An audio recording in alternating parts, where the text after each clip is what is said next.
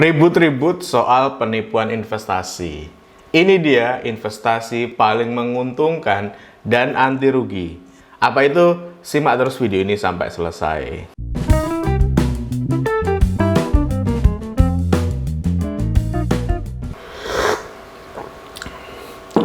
Yang baru datang, jangan lupa klik dulu tombol subscribe-nya, nyalakan juga tombol loncengnya, agar sobat mendapatkan update terbaru video dari channel ini.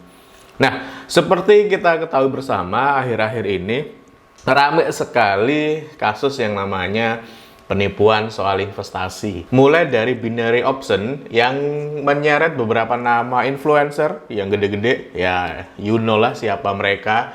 Terus juga mulai dari robot trading, ada lagi yang berkedok koperasi, dan berbagai macam jenis yang lainnya. Menurutku hal ini wajar sih. Kenapa? Karena memang masyarakat kita ini tipikalnya pengen dapat sesuatu itu yang cepat. Jadi kalau soal investasi, ya pengen dapat untung dengan cepat. Dan caranya tentu saja ada tawaran untuk berinvestasi. Nah, di investasi ini mereka menjanjikan keuntungan ya yang mungkin menurut para orang-orang yang dalam tanda kutip tertipu ini bagi mereka sangat menguntungkan. Wah, saya naruh nih uang saya sebagian di sana berharap nanti bisa dapat cuan yang lebih gede lagi. Nah, ini memang apa ya aku bilang? Ya, memang kondisi masyarakat kita yang diiming-imingi dengan sesuatu yang nilainya gede, hasilnya gede dan cepat. Mereka akan cepat tertarik tanpa mempelajari lebih jauh soal bagaimana investasi itu dijalankan. Bahkan nih ya, bahkan beberapa di antara yang tertipu tadi itu sebetulnya sadar bahwa yang dia kerjakan itu beresiko besar. Bahkan ada yang sadar juga itu bukan investasi yang sebenarnya. Itu merupakan permainan. Namun karena sudah kadung nyemplung dan berharap dapat nilai kembalian yang gede, diteruskan. Alhasil bukannya untung, malah buntung. Dan sekarang banyak kejadiannya. Investasi sendiri merupakan sebuah aktivitas di mana kita itu menanamkan sejumlah uang terhadap sebuah alat investasi dengan harapan bahwasanya uang yang kita tanamkan ke alat tersebut atau ke entitas tersebut itu di kemudian hari bisa kembali dengan angka yang lebih besar atau memberikan keuntungan lah. Singkatnya, investasi itu ya kita naruh duit dan kita berharap dapat untung dari sana. Ada banyak tool atau alat yang sebetulnya bisa dipakai untuk berinvestasi. Mulai dari sektor real atau aktiva real dan juga aktiva finansial. Aktiva real apa? Misalnya teman-teman itu beli tanah atau nyicil tanah atau nyicil properti itu berupa investasi sektor real atau aktiva real. Atau juga bisa beli dengan emas. Atau misalnya hari ini teman-teman hobi yang namanya otomotif tua, itu otomotif tua hari ini juga harganya cukup tinggi. Bisa jadi si otomotif itu kita jadikan sebagai aset investasi. Sedangkan untuk investasi finansial itu ada banyak ragamnya, mulai dari yang jelas dia berupa surat berharga, seperti misalnya saham, reksadana, deposito. Ada juga hari ini lagi ngetren yang namanya forex atau juga yang namanya kripto dan sebagainya. Nah, semua alat investasi ini sebetulnya berpeluang memberikan keuntungan. Bahkan beberapa cukup gede keuntungannya. Hanya saja yang perlu teman-teman ketahui, meski yang namanya alat investasi ini dia itu menghasilkan uang, namun juga punya resiko. Resikonya juga tidak nanggung-nanggung. Ada yang beresiko cukup gede juga. Nah, ini yang tidak banyak diketahui atau tidak banyak orang mau tahu soal ini. Pengennya cepat dapat untung dan gede. Makanya wajar ketika masyarakat Indonesia diiming-imingi dengan investasi tertentu dengan hasil yang lumayan, mereka berbondong-bondong masuk ke sana. Aku mau bilang kalau kita mau masuk ke sana, kalau kita mau masuk ke investasi jenis yang saya sebutkan tadi, ya pelajarilah dengan benar bahwasanya Investasi itu menghasilkan untung, iya, tetapi di sisi lain juga ada faktor resikonya. Pelajari dengan benar bahwasanya saya masuk ke sana dengan berbagai macam peluang keuntungan dan berbagai macam resikonya, agar kita bisa menghindarkan yang namanya atau meminimalisir lah, meminimalkan faktor resiko yang akan kita dapat di kemudian hari. Nah, kalau ngomongin soal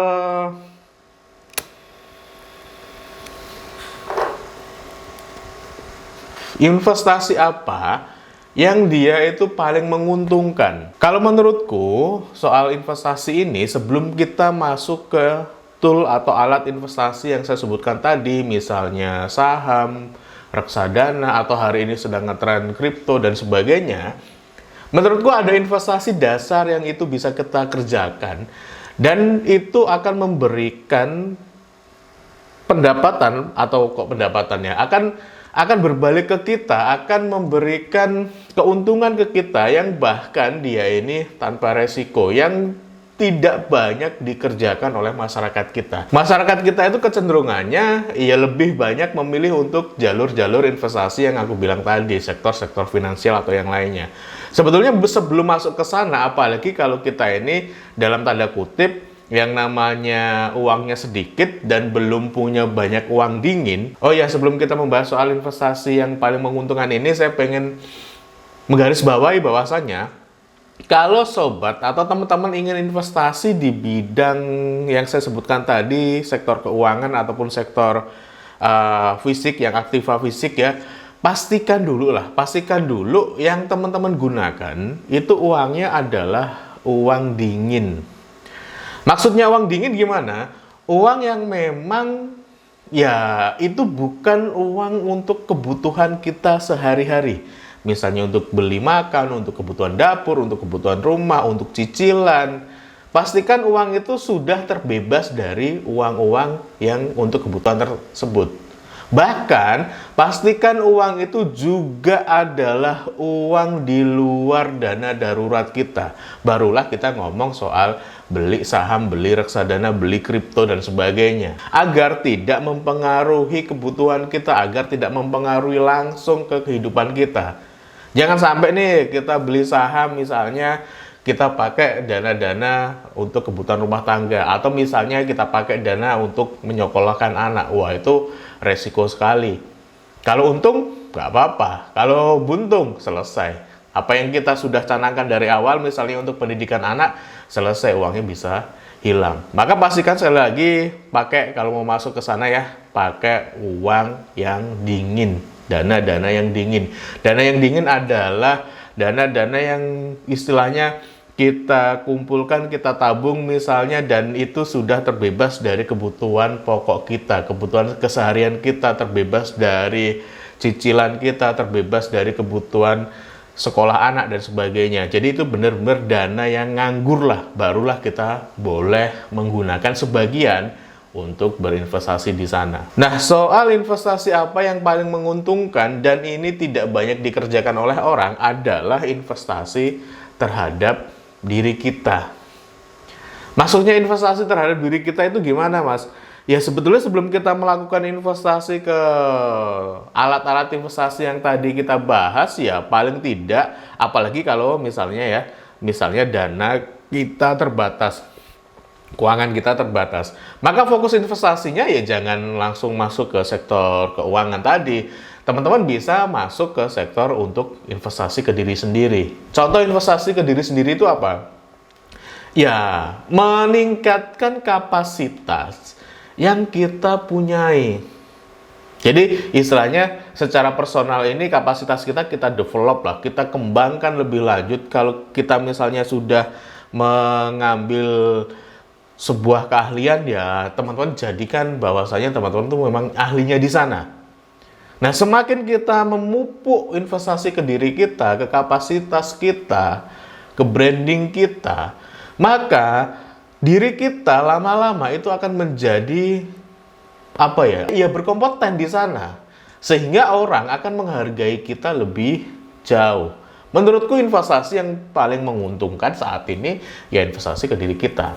Atau misalnya nih, kalau teman-teman ini masih di tahap sekolah atau kuliah atau sedang menempuh pendidikan, ya selesaikan itu. Perkuat kapasitas teman-teman dengan ilmu yang sedang teman-teman tempuh. Tidak hanya sekedar ilmunya di sana, tetapi teman-teman juga bisa mengambil misalnya sertifikasi atau mengambil keahlian yang lain. Nah, terus aja dipupuk itu keahlian teman-teman dengan berbagai macam ilmu, dengan berbagai macam misalnya sertifikasi atau short course, agar memang teman-teman menjadi ahli. Ketika teman-teman menjadi ahli, maka teman-teman akan dihargai oleh orang lain. Misalnya kalau teman-teman next suatu saat bekerja tentu saja lebih mudah karena teman-teman mempunyai keahlian. Atau misalnya suatu saat teman-teman itu membangun personal branding yang baik di media sosial, teman-teman bisa menjual keahlian itu ke berbagai instansi yang membutuhkan. Misal teman-teman itu ahli di bidang public speaking, bisa jadi teman-teman itu nanti menjadi seorang speaker atau trainer. Atau misal teman-teman itu ahli di bidang yang namanya financial literasi, bisa jadi next time teman-teman akan menjadi seorang financial planner atau konsultan di bidang finansial yang orang berkonsultasi ke teman-teman dia harus bayar. Bisa jadi. Kenapa? Karena memang teman-teman memupuk keahliannya teman-teman. Atau misalnya hari ini saya sudah belajar tentang keuangan dan pengen mendalami lagi soal pajak. Bisa jadi suatu saat orang-orang di luar sana membayar teman-teman untuk menjadi konsultan pajaknya. Nah, menurutku itu nggak ada ruginya. Investasi ke diri sendiri itu nggak ada ruginya. Kenapa? Karena basic pasti kita pakai. Sampai kapanpun, berkarir profesional atau menjadi seorang wirausaha, itu pasti kepake. Apa yang kita investasikan hari ini misalnya dengan ikut pelatihan, dengan ikut kursus, dengan mengambil sertifikasi, ya memang membutuhkan biaya, tetapi itu menjadi bagian akumulasi ke diri kita. Keahlian kita semakin bagus, kompeten kita semakin baik, dan kita pasti akan dihargai lebih baik lagi oleh orang atau klien kita. Nah, sayangnya untuk jenis investasi yang seperti ini itu sudah dikerjakan sih oleh banyak orang. Hanya saja tidak banyak atau belum semuanya masyarakat kita sadar untuk masuk ke sana. Mereka berpikir, yang penting kalau sekolah ya lulus lah. Kalau kuliah ya selesai lah, dapat sarjana, dapat ijazah. Setelah itu ya mencoba untuk melamar kerja. Meskipun kemarin kalau teman-teman sempat lihat sosial media, ada seseorang yang sempat upload, saya lupa di akun apa, dia sudah 3 tahun melamar kerja, itu juga nggak dapat kerjaannya. Ya, bukan salah dengan selesai dari pendidikannya, itu nggak salah, wajib selesai memang. Tapi mungkin ada sektor-sektor keahlian yang harusnya dia pelajari, tidak dia kerjakan. Sehingga portfolio di CV-nya dia jadi kurang. Ya wajar ketika dia melamar kemana-mana juga susah mendapatkan kerjaan. Nah, ngomongin soal investasi ke diri sendiri juga, saya sendiri sebetulnya kalau dibilang investasi ke diri sendiri, pasti ya. Saya sendiri hari ini tuh sebetulnya kalau ngomongin tingkat pendidikan, saya hanya lulus sebatas diploma 3. Ya alhamdulillah saya bisa kuliah. Karena dulu berpikir untuk kuliah itu pun sulit. Saya kebetulan berasal dari keluarga yang notabene kurang mampu. Bapak ibu saya tinggal di desa, untuk menyekolahkan anak ke jenjang tinggi itu ya pasti berat. Alhamdulillahnya setelah saya merantau ke Jogja, selesai SMA, saya dapat beasiswa kuliah ke Bandung. Dapatlah program beasiswa di tingkat pendidikan diploma 3 yang bahkan sebetulnya ijazahnya itu belum diakui karena dia sebatas program yang dititipkan saja. Namun dari sana hari ini apa yang saya kerjakan itu berbeda jauh dengan apa yang saya pelajari di kampus. Saya waktu itu ngambil jurusan kimia tekstil yang dimana kalau saya diminta untuk bikin sablon, bikin batik, nyempurnain kain, anti bakar dan sebagainya, ya itu yang saya pelajari waktu itu. Hanya saja hari ini saya lebih banyak ngomongin soal dunia digital, soal bagaimana pemberdayaan masyarakat, community development, ya itu bagian dari saya investasi ke diri sendiri yang tidak saya dapatkan langsung dari si kampus. Apa yang saya kerjakan? Ya, saya mengerjakan, saya ambil kursus, saya ikut beberapa sertifikasi, terus saya juga ikut dengan komunitas, belajar dengan mereka, dan sebagainya. Itu bagian dari cara saya untuk berinvestasi ke diri saya. Sampai akhirnya, suatu ketika, apa yang saya pelajari ini rupanya ada loh yang memanfaatkan. Saya cerita bahwasanya di DIY itu Pemdanya punya program untuk pengembangan UMKM, itu namanya Sibakul. Nah, Sibakul itu adalah, secara gampang saya menjelaskan, itu adalah sistem pembinaan untuk pelaku UMKM yang harapannya sistem pembinaannya itu lebih tepat sasaran. Nah, siapa yang konsep? Sebagian besar, saya mau bilang sebagian besar ya, karena kita bertim gitu, tetapi memang sebagian, saya punya andil lah di sana. Saya punya pemikiran lah yang saya tuangkan di sana. Nah, rupanya apa yang saya pelajari selama ini ada manfaatnya loh. Bisa loh jadi sebuah platform pembinaan yang namanya Sibakul. Terus hari ini saya juga dipercaya sama Pemda DIY untuk untuk membersamai mereka di program yang namanya Desapreneur yang kami konsep dengan sistem Blangkon. Nah, ini balik lagi, apa yang dulu saya pelajari pada akhirnya itu ada kok yang menghargainya. Menghargainya pun juga tidak hanya sekedar menghargai, tetapi tentu saja dengan finansial pendukungnya. Nah, maksudku, ya kita nggak ada salahnya kalau hari ini misalnya teman-teman belum bisa beli saham, teman-teman belum bisa beli reksadana, teman-teman belum bisa main kripto. Saya juga belum main kripto ya, sampai hari ini kripto masih dunia abu-abu bagi saya belum masuk ke sana. Kalau saham reksadana sudah masuk, meskipun portfolionya juga nggak baik-baik amat, tapi nggak apa-apa lah. Tapi di sisi lain, saya mencoba untuk apa yang saya tanamkan ke diri sendiri itu, saya terus coba pelajari lebih lanjut, saya coba lebih kuatkan, yang pada akhirnya, ya balik lagi, kalau tadi teman-teman belum bisa main ke atau investasi ke yang tool-tool yang saya sebutkan tadi, ya investasilah ke diri sendiri. Belajarnya lebih giat, ikut kursus, ikut pelatihan, tapi yang benar-benar ini ya, yang benar-benar memberikan impact atau efek ke kita ya. Ikut komunitas yang baik, belajar dari para senior, mau belajar lah. Nah, nanti itu akan membentuk karakter teman-teman, itu akan membentuk kapasitas teman-teman, dan pasti teman-teman akan ada harganya. Pasti akan ada orang yang menghargai itu, dan pasti suatu saat juga akan bernilai yang namanya ekonomi atau mendatangkan finansial. Itu yang saya alami sendiri di hari ini.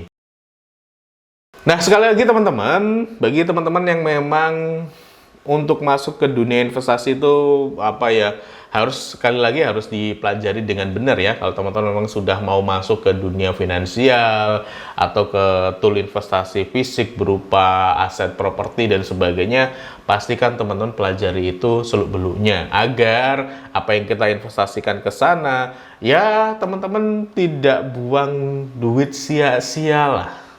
Terus juga kalau misalnya teman-teman belum siap untuk masuk ke investasi yang jenis seperti itu, ya paling tidak teman-teman masih bisa berinvestasi kok.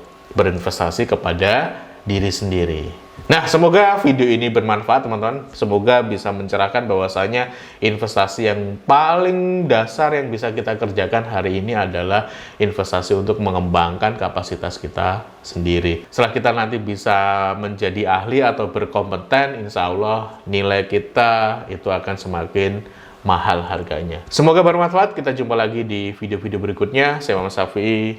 Bye-bye.